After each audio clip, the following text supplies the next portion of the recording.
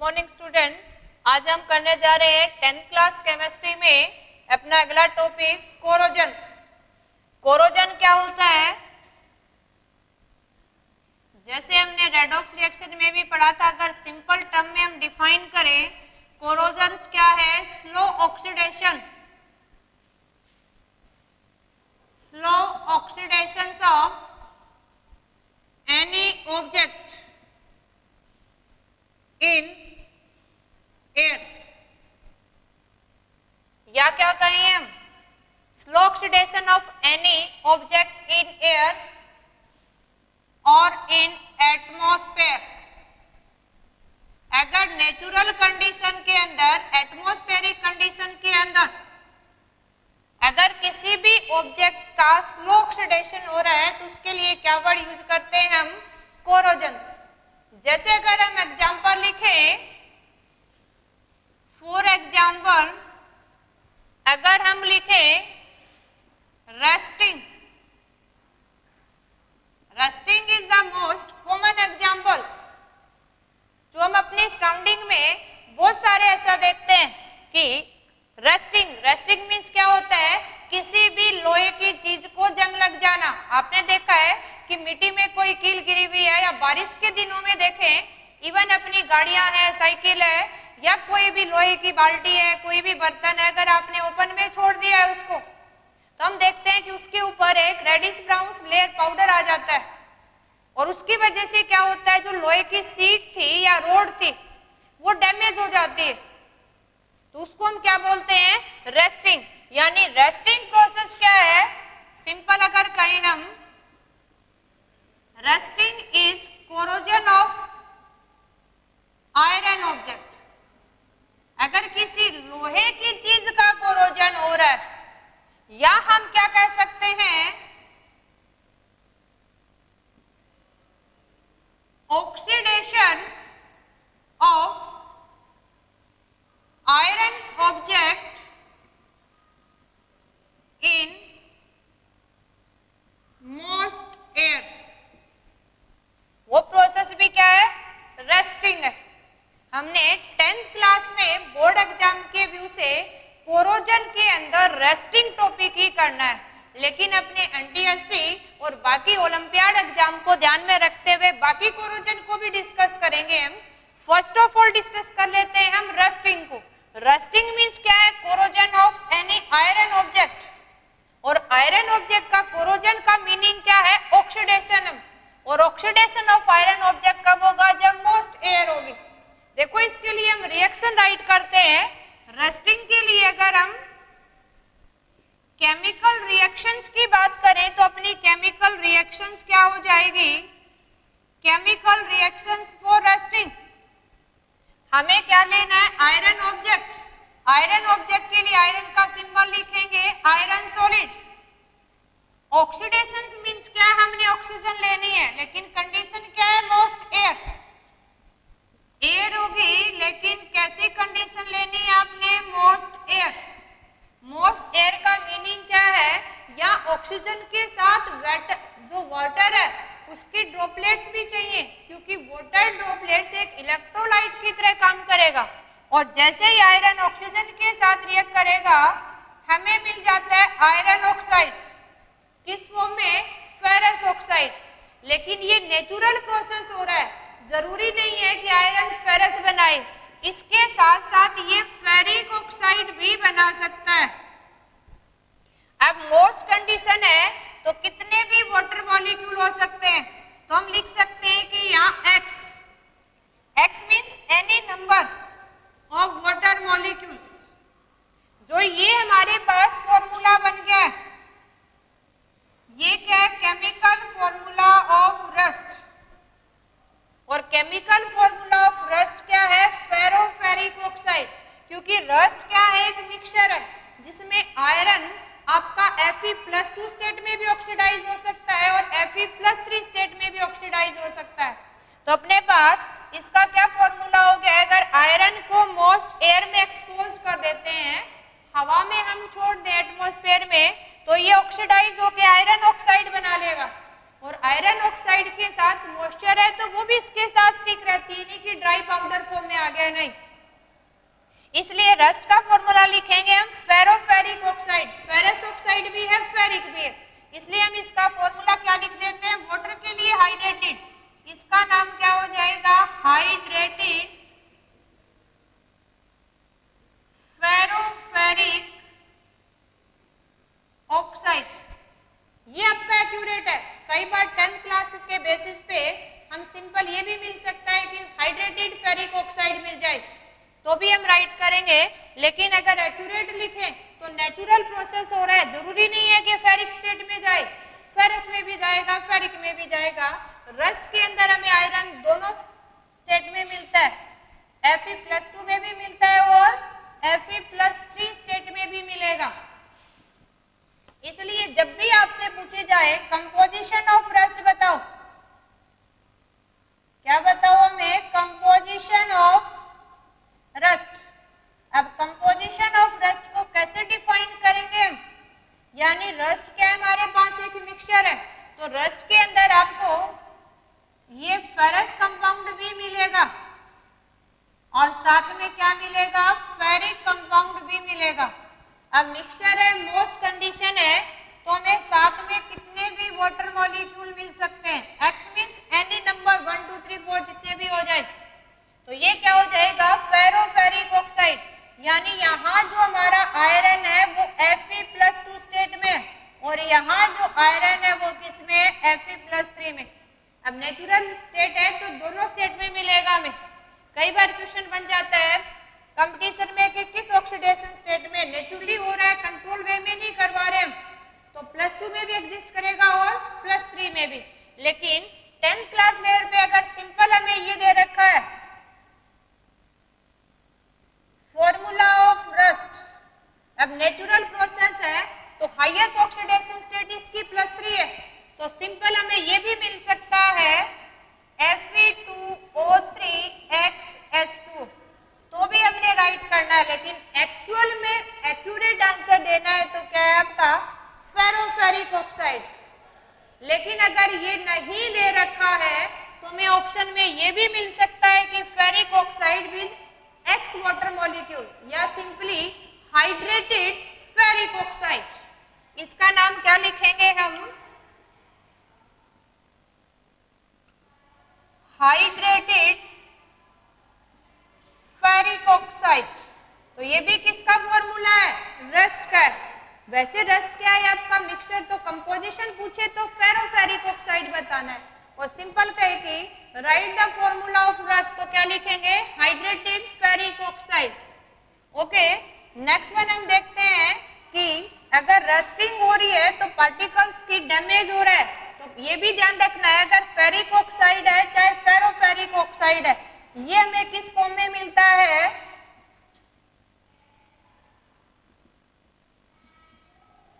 Reddish brown powder form में मिलता है। अब कोई सॉलिड चीज पाउडर फॉर्म में आ गई है, दैट मीन्स हमें याद रखना है resting is damaging process.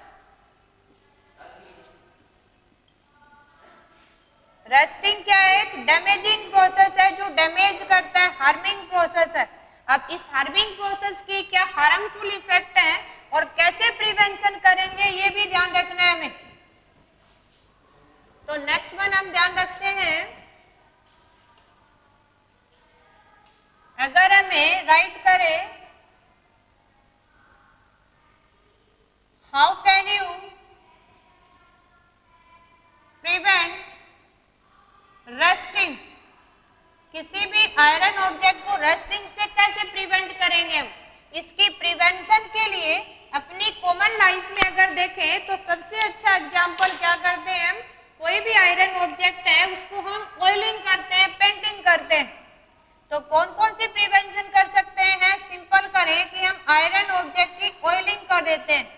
Second one हम क्या करते हैं, पेंटिंग कर देते हैं, उसके ऊपर किसी भी पॉलीमर की लेयर चढ़ा देते हैं, पेंट कर देते हैं, या हम सबसे अच्छा प्रोसेस देखें तो हम एनोडाइजिंग करते हैं उसकी। एनोडाइजिंग मीन्स क्या है कि आयरन ऑब्जेक्ट को आयरन से ज्यादा रिएक्टिव मेटल की लेयर से पॉलिश कर देते हैं। देखो ऑयलिंग में पता है किसी आयरन ऑब्जेक्ट को हम ऊपर से तेल लगा देंगे, ऑयल लगा देंगे तो वो मॉइस्ट एयर के कांटेक्ट में नहीं आएगा। जैसे ही मॉइस्ट एयर के कांटेक्ट में नहीं आएगा तो रस्टिंग नहीं होगी। ऐसे ही काम किसका करते हैं हम, पेंटिंग का। किसी आयरन ऑब्जेक्ट के ऊपर पेंट की पॉलिश करके हम क्या करते हैं, उसको मॉइस्ट एयर के कांटेक्ट से डिस्कनेक्ट कर देते हैं, कांटेक्ट नहीं आने देते। कई बार हम पॉलीथीन भी लपेट देते हैं। कई बार क्या करते हैं, अगर प्रैक्टिकली देखें तो एनोडाइजिंग। एनोडाइजिंग मीन्स क्या करना है, जो भी अपने पास आयरन का ऑब्जेक्ट है उसके ऊपर किसी भी मोर रिएक्टिव मेटल की लेयर अप कर देते हैं। अगर ये जो लेयरिंग की हमने किसी भी मेटल की लेयर करनी है, that is more reactive than iron.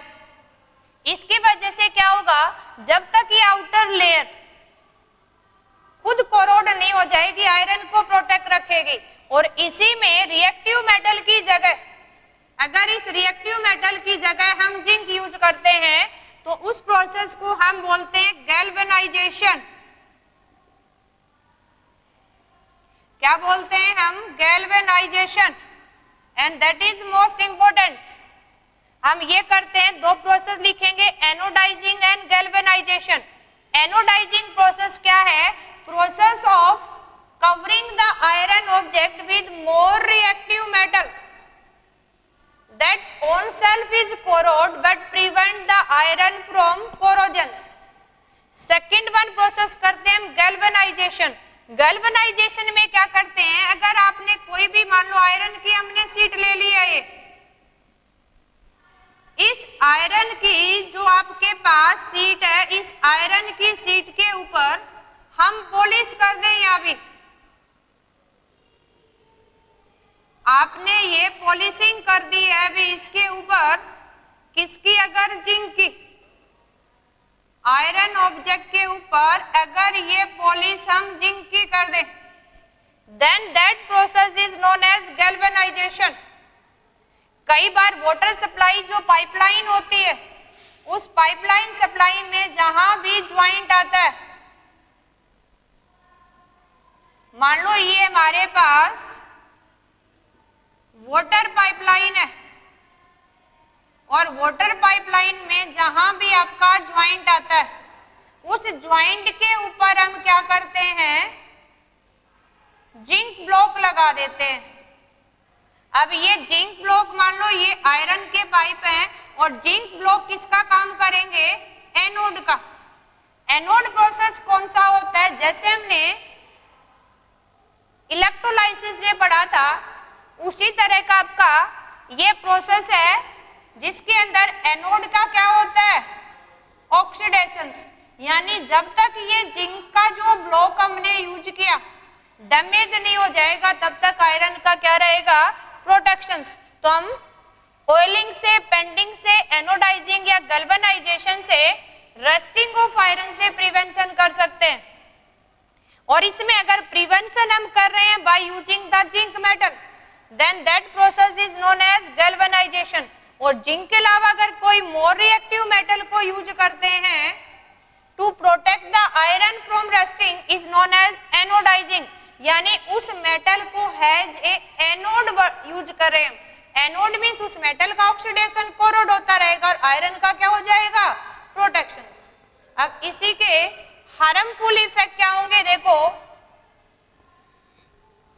आपने देखा है कि हार्मफुल इफेक्ट ऑफ अगर रस्टिंग देखें तो बहुत सारे हार्मफुल इफेक्ट देखे आपने कॉमन लाइफ में। तो ये भी ध्यान रखना है, हमसे पूछने कॉमन सा क्वेश्चन है, हार्मफुल या डैमेजिंग इफेक्ट।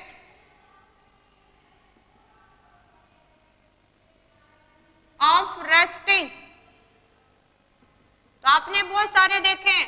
फर्स्ट वन आप बोल सकते हैं कि क्या होती है, कॉज ऑफ एक्सीडेंट। आप देखते हैं कि बड़े बड़े पुल के अंदर जो लोहे की रोड लगाते हैं, जिसको अपनी कॉमन लाइफ में हम सिरिया बोलते हैं, अगर कुछ टाइम के बाद उसके अंदर वाटर की सीकिंग हो रही है, सिप कर रहा है, तो उसके अंदर क्या होती है, वो लोहे की रोड थी वो खत्म हो जाएगी और पूरे का पूरा रोड जो आपका पुल बना रखा है वो ब्रेकअप हो जाता है, तो एक बड़ा एक्सीडेंट बन सकता है। या देखें आजकल हम अपने कमरे में भी लंटर लगाते हैं छत में, लंटर में क्या डाला आपने, लोहे की रोड डाली है, और लोहे की रोड जैसे ही नमी पकड़ेंगी, हवा अपने एटमॉस्फेयर में, उसमें ऑक्सीजन है, तो वो क्या हो जाएंगी, कोरोड हो जाएंगी। आप देखते हैं कि बड़ी बड़ी लंटर की बिल्डिंग जो 20-20, 25-25 मंजिल है, वो विद इन 5 मिनट सारी डैमेज हो जाती है। वो किसकी वजह से हुई, रस्टिंग की वजह से। ऐसे देखें कि अगर अपनी गाड़ियों के अंदर, ऑटोमोबाइल्स के अंदर नीचे एक बड़ा सारा एक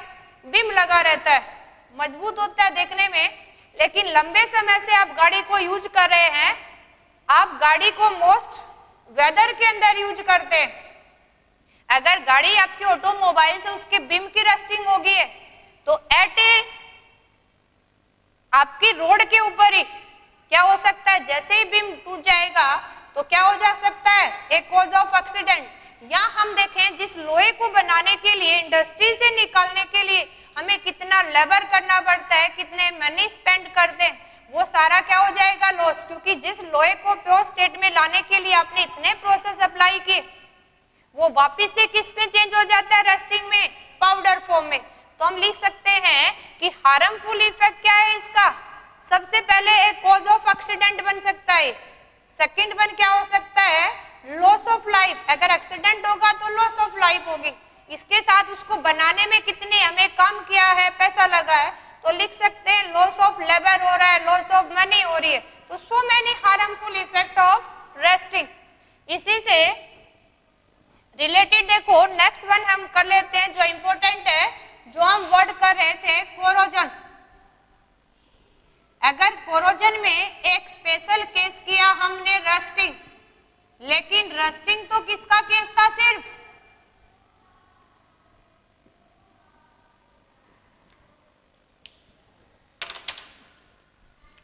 रस्टिंग तो किसका केस है, सिर्फ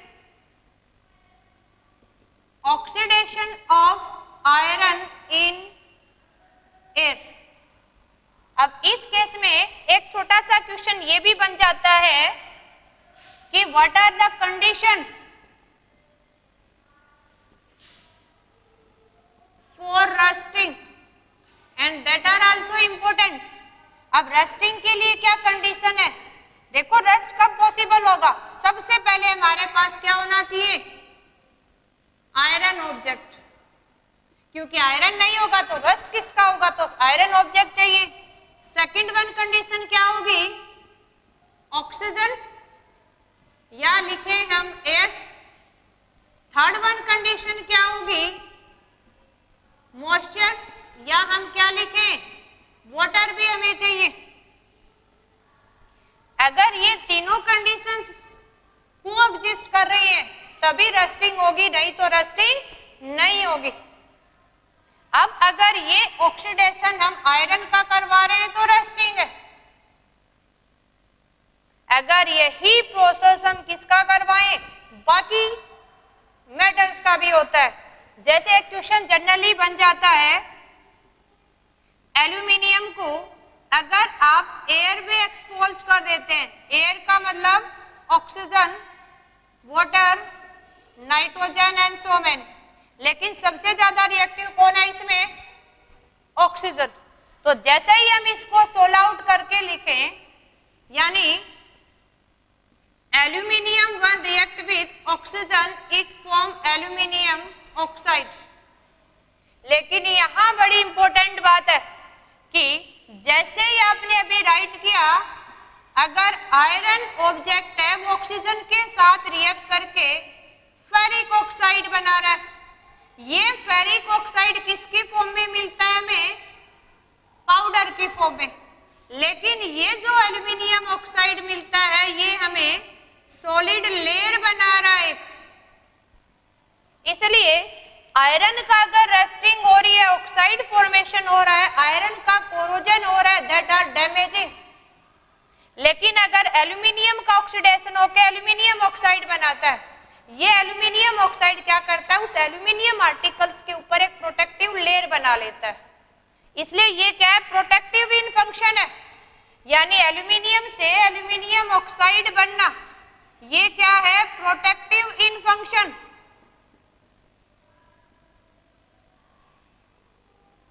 यानी ये पाउडर फॉर्म में ना के एक लेयर बना देता है और ये लेयर हमें विजुअली दिखाई देती है, ग्रे कलर की लेयर होती है।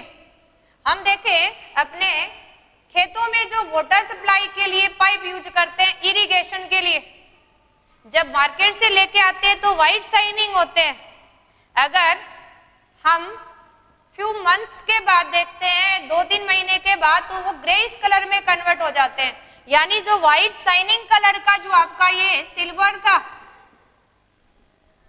जो व्हाइट शाइनिंग सिल्वर था ऑक्सीजन के साथ रिएक्ट करके एल्यूमिनियम ऑक्साइड में कन्वर्ट हो जाता है और एल्यूमिनियम ऑक्साइड क्या करती है, उसके ऊपर एक लेयर बना लेती है और ये एल्यूमिनियम ऑक्साइड की जो लेयर है ये एक बैरियर की तरह काम करती है फिर, और ये बैरियर क्या करता है, अंदर वाले एल्यूमिनियम लेयर को प्रोटेक्ट रखता है फॉर फर्दर ऑक्सीडेशन।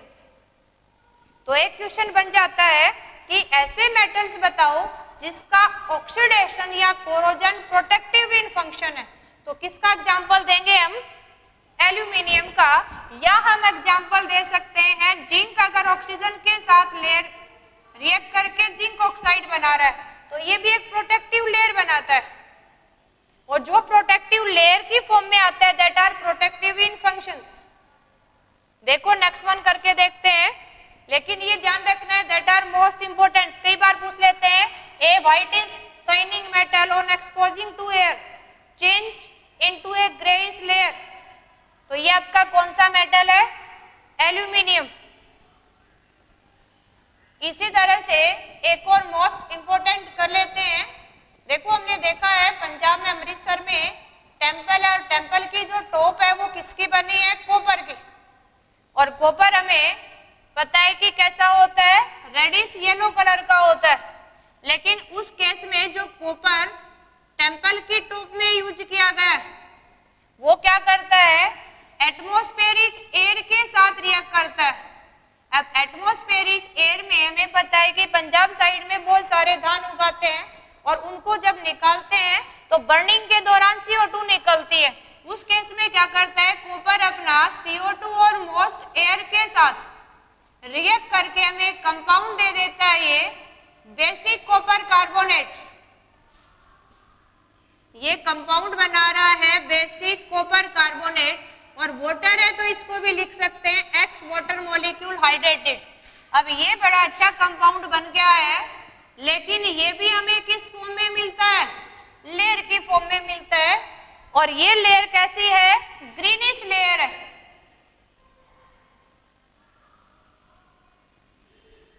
और ये ग्रीनिश लेयर का भी हमें वो टॉप दिखाई देता है टेंपल्स। तो कई बार पूछ लेते हैं ये ग्रीनिश लेयर कंपाउंड का कंपोजिशन क्या है, कि कॉपर अगर CO2 और वाटर वेपर एटमॉस्फेरिक एयर के साथ रिएक्ट करके बेसिक कॉपर कार्बोनेट बनाता है और बेसिक कार्बोनेट ग्रीनिश कलर के एक लेयर बना लेता है। इस पूरे कंपाउंड्स को हम एक कॉमन नेम से जानते हैं दैट इज मालाचाइट। तो ये ग्रीनिश कंपाउंड क्या है, एक मालाचाइट है। और की तरह भी हम अर्थ क्रस्ट से एक्सट्रैक्ट आउट करते हैं। तो ये क्या है, बेसिक कॉपर कार्बोनेट। कई बार पूछ लेते हैं व्हाट इज मालाचाइट, तो मालाचाइट भी क्या है, बेसिक कॉपर कार्बोनेट।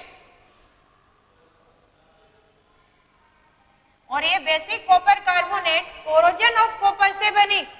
कहां बनी ये, इन पॉल्यूटेड मोस्ट एरिया के अंदर। ये अमृतसर में टेंपल टॉप पे देखते हैं हम, जो आपकी येलोइश कॉपर जो रेड कलर का था, रेडिश येलो कलर का, वो मोस्ट CO2 कंटेनिंग एयर के साथ रिएक्ट करके बेसिक कॉपर कार्बोनेट बना लेता है। और बेसिक कॉपर कार्बोनेट कैसा है, ग्रीनिश कलर की लेयर, और जिसको जनरली हम क्या बोलते हैं, मालाचाइट्स। इसी तरह से अगर एक और एग्जांपल लें हम कोरोजन का ही, जैसे हम देखते हैं सिल्वर, जिसको कॉमन लैंग्वेज में हम चांदी बोलते हैं। अगर ये पॉल्यूटेड एरिया में सल्फर के साथ रिएक्ट कर लेता है और रिएक्ट करके ये हमें सिल्वर सल्फाइड दे देता है, जो आपकी व्हाइट शाइनिंग मेटल था ये किस में कन्वर्ट हो जाएगा, ब्लैकिश कलर में। और ये ब्लैकिश कलर की जो लेयर बन गई है वो किसकी सी वजह से बन गई है, सिल्वर सल्फाइड की वजह से। तो हम देखते हैं पोल्यूटेड एरिया में अगर सिल्वर के ऑर्नामेंट्स हम पहनते हैं या कोई स्टैचू है, that turn blackish due to formation of its sulphide. ये सारा प्रोसेस भी कौन से हैं? कोरोजन्स। ऐसे अपनी डेली लाइफ में हम बहुत सारे एग्जाम्पल देखते हैं किसके? कोरोजन्स के। एक और अच्छा सा एग्जाम्पल आपने ध्यान रखना है, देखो सिंपल अगर हम बात करें, हमें दे दिया है कॉपर। अब ये आपने ध्यान रखना है, अगर आपको दे रखे हैं कॉपर पाउडर फॉर्म में या कॉपर के पीसेस दे रखे हैं आपको, या आपको दे रखी है कॉपर की sheet,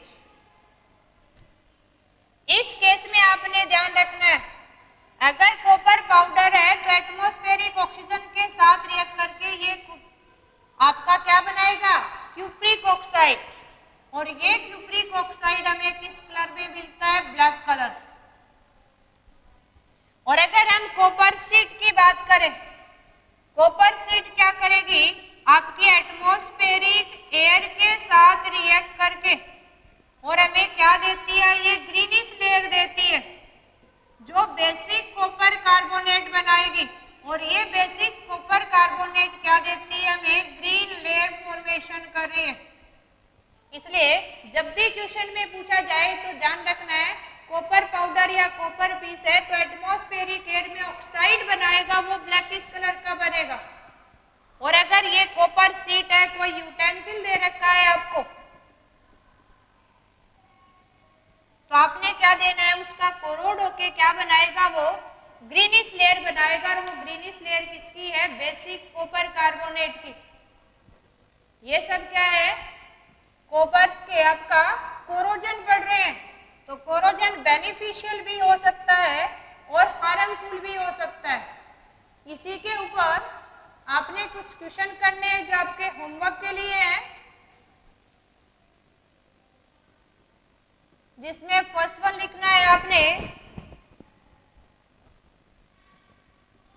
explain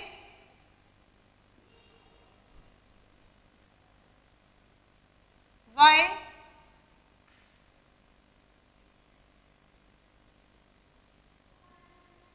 shiny metal turn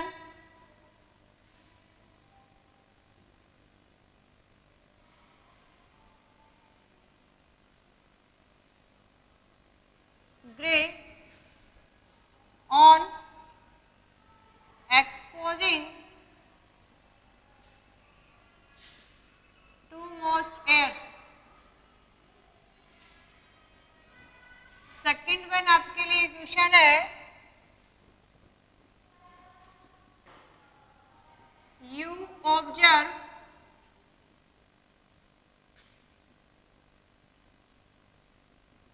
brownish powder on iron nail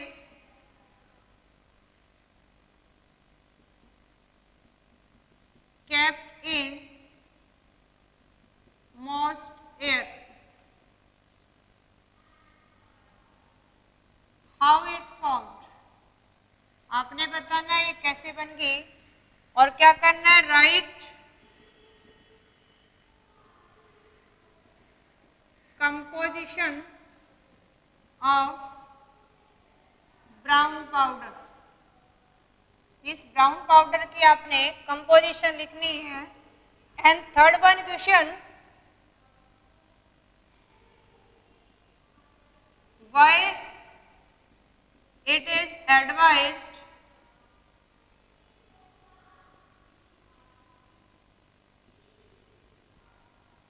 to not kept sure substance in copper utensil। कोई भी श्योर सब्सटेंस, जैसे आपको कहे कि आप यूज करते हो कर्ड या घर में हम बटर बनाते, एडवाइस दिया जाता है कि स्टोर सब्सटेंस को कॉपर यूटेंसिल या आपने एल्यूमिनियम यूटेंसिल में नहीं रखना है, या आपने इस क्वेश्चन का आंसर देना है, अपनी कॉपी में राइट करना है। अगर आंसर नहीं मिले फिर भी तो कमेंट्स करना है। Okay, thank you student.